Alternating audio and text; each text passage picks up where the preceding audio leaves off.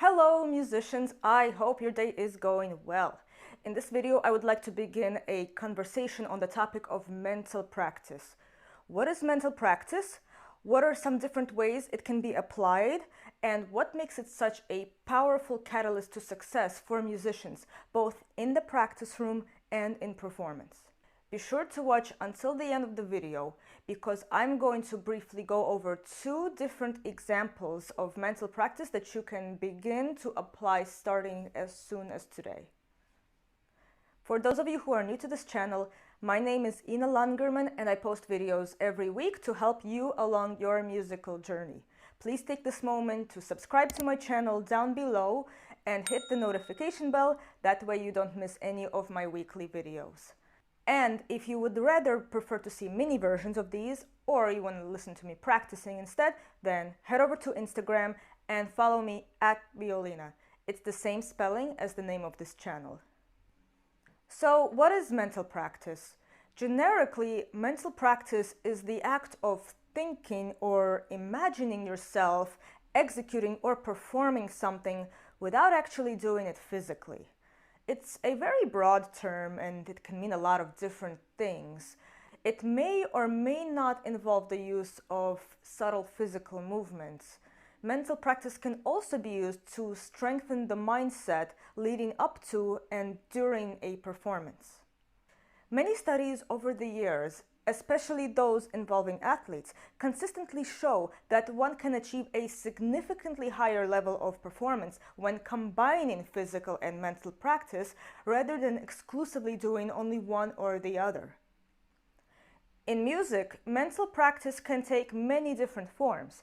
Depending on your goal, these can include things like score studying while you're singing in your head one or more parts, and maybe you're conducting also, listening to a recording while following along with your orchestra part to learn how it fits in with the rest of the ensemble, practicing centering in your pre-performance routine before starting a piece, mentally rehearsing a small section of music over and over so that you can imagine how you're going to execute it, or maybe you're imagining how you're going to phrase it.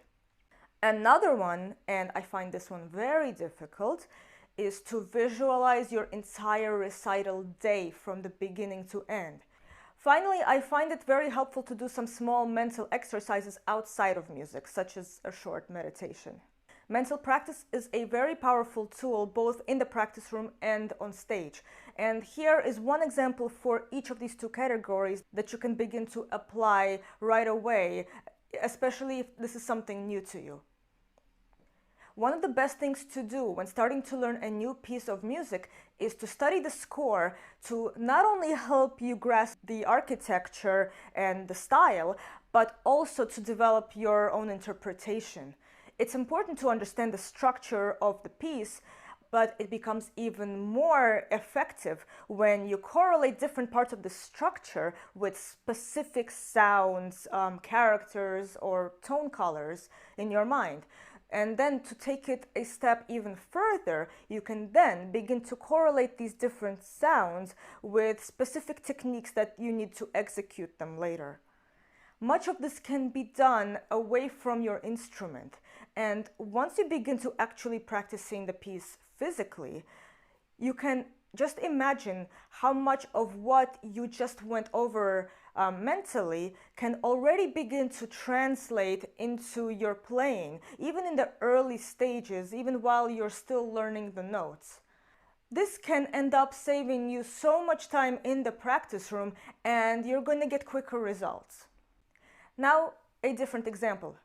Regularly practicing visualization before performances can help one feel more comfortable and confident on stage over time. You can think of visualization like an imaginary movie filled with everything about your upcoming performance.